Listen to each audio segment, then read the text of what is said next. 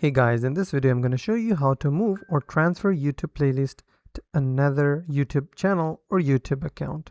So first of all, head over to youtube.com and sign in with your first account in which you have saved your playlist. So once you're on youtube.com, go to the playlist section on the left side.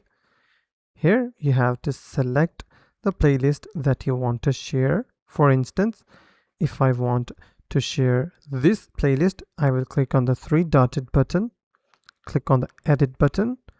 Now what I will do, I will change the privacy of this playlist from private to public, or you can also set it as unlisted, but I will recommend you to set it as public, and then click on save. Click on your playlist. Now copy the link of your playlist from the URL section. Now I'm on another YouTube account. What I will do, I will simply paste the link that I have copied. As you can see, now I can access that playlist from another YouTube account, or I can share it with my friends as well. So that's simply how you can move or transfer YouTube playlist to another YouTube channel or YouTube account. If you found this video helpful, please hit the like button and don't forget to subscribe.